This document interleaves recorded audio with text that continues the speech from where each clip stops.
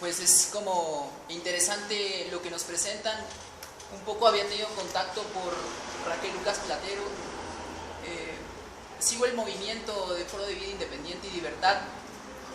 Hace 10 años que comparto mi vida con mi hija que tiene síndrome de Down, y un poco he tratado de problematizar mi experiencia a partir de la antropología y sobre todo pues contextualizándolo aquí en Puebla. Me parece que la cuestión o el discurso dominante que tenemos pues es un sistema municipal de desarrollo integral de la familia que se encarga de atender la discapacidad de manera asistencialista, ¿no? En donde las temáticas de sexualidad, por ejemplo, no están, ¿no? He tenido la oportunidad de entrevistarme con una jueza de lo familiar sobre la cuestión de interdicción para preguntar un poco sobre los derechos sexuales y reproductivos, y ella comenta que eso no le preguntan, ¿no? Hace casi 2 años que vengo trabajando en la cuestión sobre el síndrome de Down, específicamente cuestiones de cuerpo, sexualidad y género, y me he topado con situaciones en donde a las personas se les sigue esterilizando, ¿no? Un poco ver también el discurso que se tiene sobre la diversidad sexual. Me parece que aún queda bastante recortado a la cuestión de las personas con diversidad funcional. Se sigue hablando de mujeres, si bien se habla de la clase, de la etnia, la cuestión de la diversidad funcional queda como relegada. Me parece que hay mucho trabajo todavía por hacer aquí en Puebla, pero que pues al fin y al cabo se está haciendo, y que sobre todo creo que es importante que se empiece a visibilizar, ¿no? Entonces yo solamente agradecería por lo que nos comparten, porque pensaba que iba a tardar mucho para verlo y no fue así, y teniéndoles ustedes aquí presentes pues es como más gratificante. Pues nada, pues muchas gracias. Yo creo que la historia sobre diversidad intelectual es muy clara, ¿no? Ese contraste entre el discurso de las propias personas con diversidad funcional, que hablan de placer, que hablan de juego, ¿no? que están instalados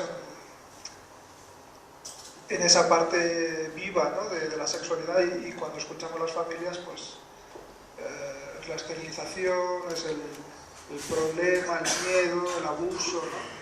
O sea, ese contraste intentamos hacerlo lo más, digamos, lo más ligero posible, porque al fin y al cabo los padres que teníamos allí eran los padres como más progresistas, que habían aceptado que sus hijos hablasen, que ellos mismos estaban allí delante de la cámara, y fue muy difícil llegar a grabar esta historia, ¿no? Entonces no queríamos hacer un uso como, digamos, maniqueo, ¿no? de los discursos, pero por muy suave que pusimos el contraste, creo que salta mucho a la vista, ¿no? Como las familias se han instalado mucho pues eso, ¿no? En el problema, en la vivencia de la sexualidad como un problema, y que parece que lo único de lo que hay que ocuparse es de la gestión de si hay alguna demanda por parte de los hijos en el ámbito sexual, pero nunca se ve la falta de demanda como el problema más grande. Y entonces, bueno, eso es como muy sintomático del abordaje. Y creo que al mismo tiempo también apunta a la potencialidad tan grande que hay en ese ámbito, cuando vemos a las propias personas con diversidad intelectual hablar por sí mismas de esa manera, ¿no? Yo creo que se hace muy patente lo que decía antes, ¿no? Que no podemos conformarnos con el tipo de respuestas que hemos tenido hasta ahora, ¿no? Que consisten básicamente, como decías tú, pues, o en recluirlas en el ámbito familiar de por vida, o recluirlas en la institución, ¿no? Es decir, cuando las vemos hablar de esta manera, en términos de sensualidad y en términos de relación con los demás, queda claro que tenemos que inventar otro tipo de políticas que les permitan vivir en comunidad con libertad. Entonces, creo que lo que dices que hay mucho trabajo por hacer en Puebla, pues seguro que sí, pero ves que pues, en España tampoco es tan diferente. Hola, yo soy Alejandro Rivero, soy fisioterapeuta, y a mí me da mucho gusto el que se pueda al fin hablar un poco acerca de la sexualidad, como ustedes llaman, en personas con diversidad funcional. Al estar en contacto yo con tantas personas con problemas motrices, problemas intelectuales, muy pocas veces se habla de su sexualidad. Y esta es una necesidad fisiológica, es algo que realmente es parte de nosotros como persona. Y actualmente estoy dando la materia de sexualidad para fisioterapeutas. Creo que se están haciendo avances, pero creo que la idiosincrasia es algo difícil de erradicar en ciertas cosas negativas, ¿no? Y pues muchas gracias, felicidades por su trabajo. Desde aquí en Puebla estamos trabajando en ello, ¿no? Yo desde el punto de vista de la educación estoy poniendo mi granito de arena, que finalmente estamos actuando a favor de las personas, ¿no? No a favor de una patología, no a favor de ciertas condiciones, sino a favor de personas. Y pues muchas gracias, Oriol, gracias, Antonio, gracias también a todo su equipo, ¿no? Y a Diez Muy Foc. Pues adelante.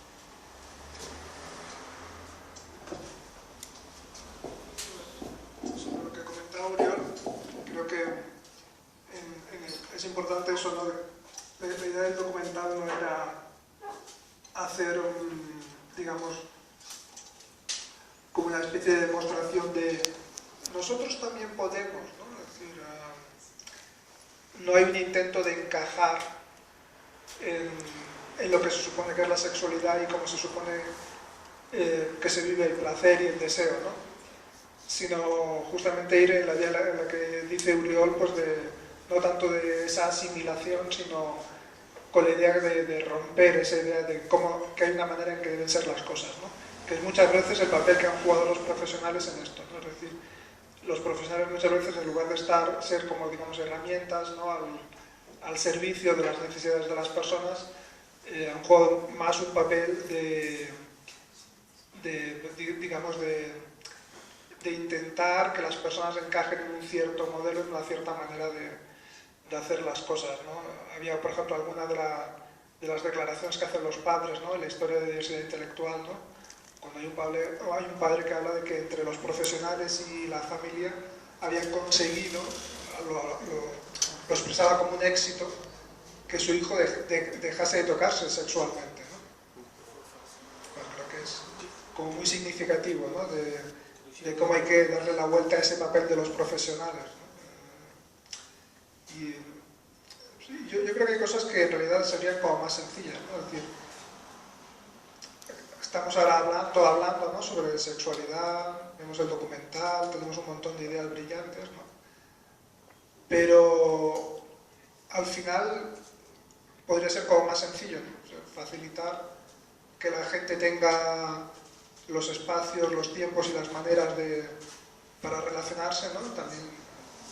También sexualmente, y creo que todo sería mucho más sencillo, ¿no? Porque solo cuando, por ejemplo, grabamos la historia de diversidad intelectual, ese grupo de unas 15 personas con diversidad intelectual hablando sobre su vivencia de la sexualidad, fue algo tan potente, tan sorprendente, tan vivo, tan fresco, ¿no? que nos dejó a mí particularmente y a los compañeros con los que fuimos a grabar la historia, nos descolocó totalmente, ¿no? Nos sacó totalmente de esa mirada prejuiciosa con la que nos acercábamos a esa realidad, ¿no? Y en una tarde nos desmontaron, no solo con escucharlos, ¿no? Pues ya no te digo lo que sería simplemente permitirles vivir su sexualidad con más libertad y simplemente que pudiésemos relacionarnos también de esa manera, ¿no?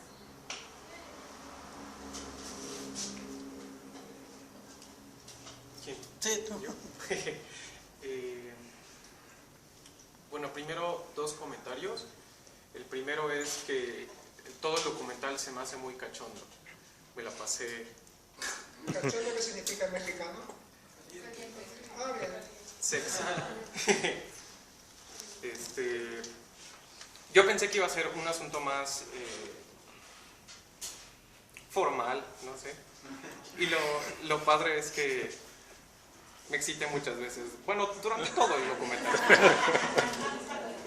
Otra cosa es que se me hace interesante cómo la sexualidad sigue regulada y que cuando hablamos de sexualidad, cuando hablamos en general de algún tema que nos causa ruido, para que ese tema no sea tan fuerte, tendemos a reírnos para que eso que nos causa ruido no nos pegue tanto, ¿no? Entonces, habían muchas partes del video que yo decía como, uff, está súper cachondo, está súper sexy todo lo que están haciendo, y escuchaba gente reírse. O sea, también hubo partes en las que yo también me reía, ¿no? Pero yo decía como, ay, aquí tenías que hacer más como, en vez de jajaja, ¿no? Por ejemplo, los testimonios de las personas que están hablando en el círculo, es como, ay, todos decimos eso, ¿no? ¿Por qué habríamos de reírnos de cuando alguien dice algo así? Todos nos tocamos debajo de las sábanas. Bueno, ojalá. Todos nos toquemos debajo de las sábanas.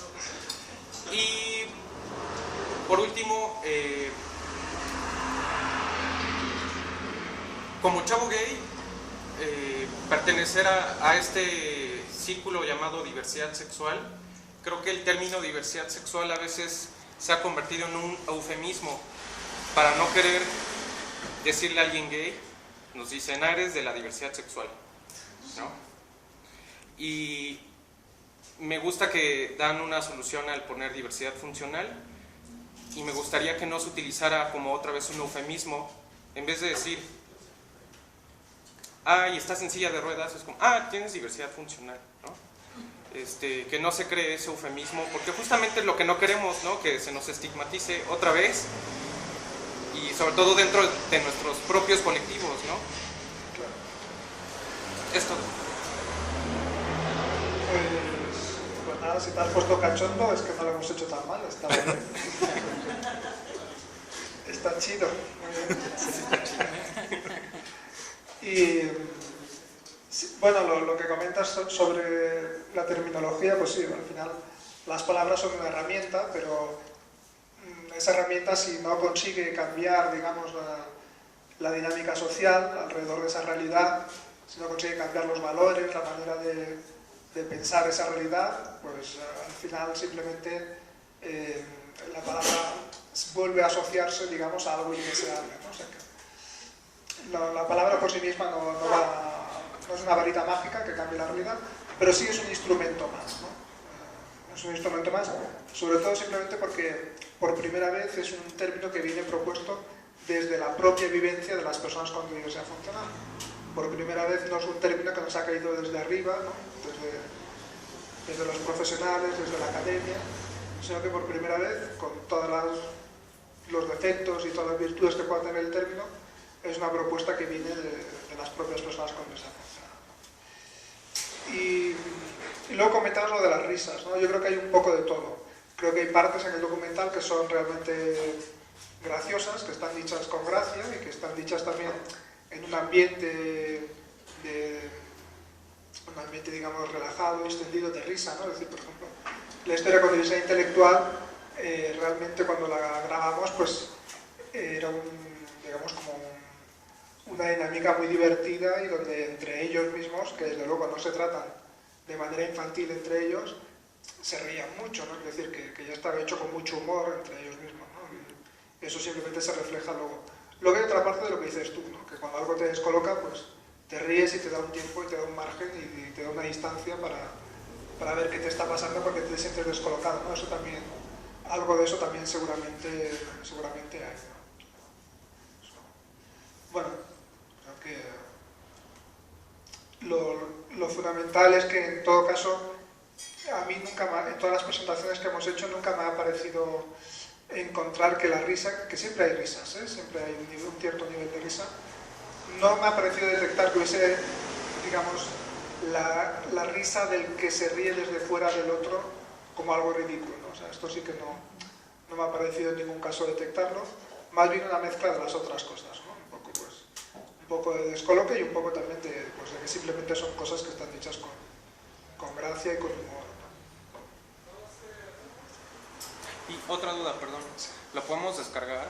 Todavía no, por eso hemos venido hasta aquí, porque estamos intentando, bueno, por eso y por, nos hablaron bastante bien de México, pero estamos intentando llevarlo, digamos, a ámbitos donde no se vería, ¿no? Donde gente que nunca se ha planteado estas cuestiones de repente se encuentre con esa historia, ¿no? Y tenga que replantearse cosas. Y eso quiere decir, pues, intentar pasarlo por festivales, intentar que llegue a algunas televisiones, etcétera, ¿no? Entonces, estamos intentando controlar un poco la difusión para facilitar que tenga acceso a esos festivales, a las televisiones, y cuando ya nos hayamos aburrido de intentar eso, pues así lo colgaremos libre en internet, ¿no? Ese es el compromiso. En general, ¿cómo han encontrado la actitud de los mexicanos ante su documental? Bueno, lo pusimos en la muestra marrana en el DF el día 6 y hoy lo hemos puesto aquí. Entonces,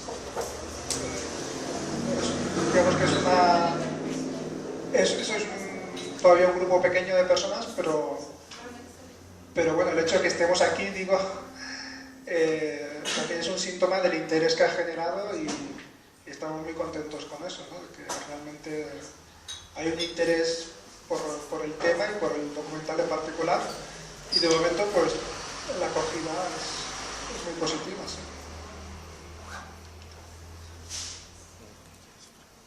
Pues de parte de Caruso, muchas gracias por el esfuerzo de venir. Sabemos que fue bien difícil llegar hasta acá, es una aventura. No lo sabes, te lo aseguro. También pues a Irving, que estuvo apoyando mucho en el contacto y en que se pudiera hacer bien. Y pues en serio muchas gracias, y siempre va a estar abierto el espacio para cualquier cuestionamiento siempre. Y a mí se me hace muy importante sí señalar que tendríamos que hacer una reflexión, no para pelear, sino más bien para dialogar acerca de cuál es el contexto en el que está México, que es muy diferente al contexto español, y que parte de un diálogo, ¿no?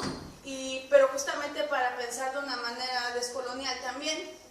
Y también me parece importante reflexionar en contra, pues, de esto que es romper la norma, pero que es decir, contra el patriarcado, contra la heteronorma y contra el capitalismo, ¿no? Creo que por ahí siempre iría la reflexión, que al final y al cabo el capitalismo es el capitalismo patriarcal es lo que nos está normando la vida y jodiéndola también. Sí. Pues cuánta razón, sí.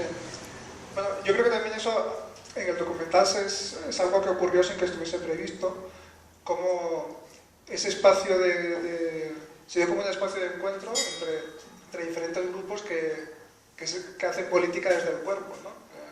Eso no era algo que estuviese previsto, ¿no? Y ocurrió porque al final hay un discurso muy afín y muy basado en una experiencia de vida parecida, en el sentido de que no te dejan ser como eres, en el sentido de que se te intenta reconducir a un cierto patrón de normalidad, que es el que viene marcado por ese sistema económico, social y cultural que tú decías, ¿no?